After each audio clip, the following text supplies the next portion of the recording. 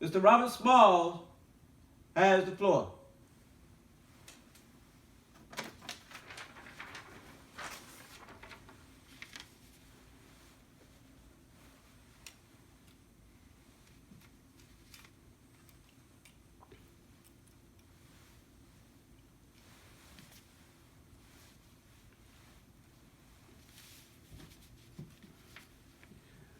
Mr. President and Chairman of the Congressional Convention,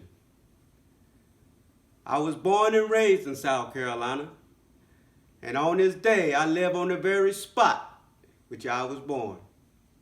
And I expect to live here as long as the great God allows me to live.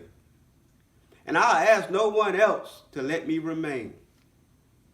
See, I love the state of South Carolina as much as any member of this convention, because it's the garden spot of the South.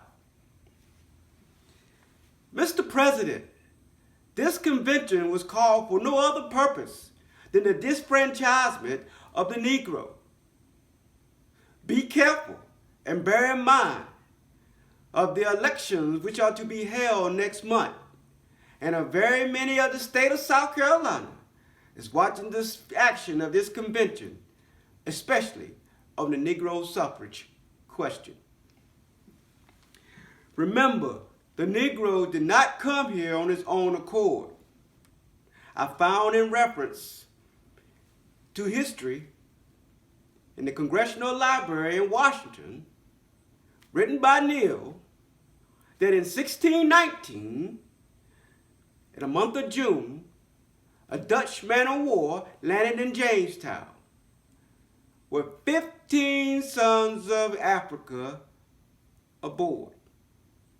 At the time, Neal Kendall was the deputy governor of Virginia, and he refused to allow the vessel to dock in any of her harbor.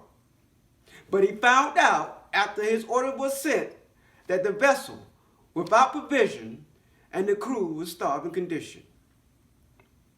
So he countermeasured his order and supplied the vessel with the needed provision for the exchange of 14 Negroes.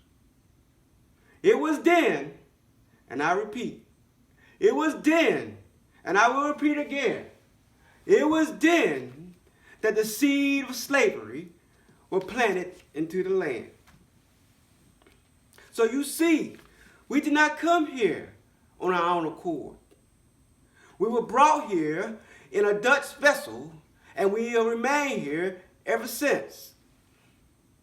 The Dutch are here, and they are controlling the business of Charleston. They are not to blame, and they are not being blamed.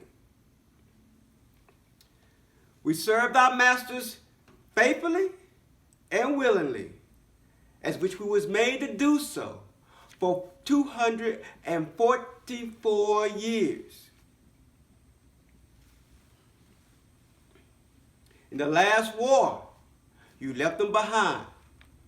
You went to war, you fought, you came back home, shattered to pieces, wounded, worn out, and one-legged, yet found your wife and family being properly cared for by the Negroes you left behind. Why should you now seek to disenfranchise a race that has been so true to you? This convention has a great leader in a person of distinguished gentleman from Edgefield.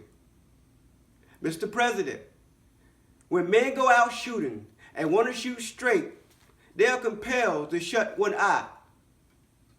And this leader uses one eye, hence always striking the bullseye. But let him beware, lest he strikes it once too often. Since Reconstruction time, over 53,000 Negroes has been killed in the South, and not more than 3 white men have been convicted or hung for these crimes. I want you to be mindful of the fact that the good people of the North is watching the action of this convention for that very reason. I hope you will make a constitution that will stand the test of time. And I hope that we'll be able to say that after this is over, we have created a good constitution as the one we're about to do away with. The Negroes are paying taxes in the South on $263 million worth of property. In the state of South Carolina, according to the census, the Negroes pay tax on $12,500,000 on property. And that was 1890. You voted down without discussion, merely to put on the table a proposition for a simple property and educational qualification. What do you want? You tried the infamous 8-box and registration laws until they were worn to such a thinness that they could stand neither the test of law or public opinion. In the behalf of 600,000 Negroes in the state of South Carolina and 132,000 Negro voters, all I demand is a fair and honest election law be passed. Thank you, Mr. President and Chairman of the Congressional Committee.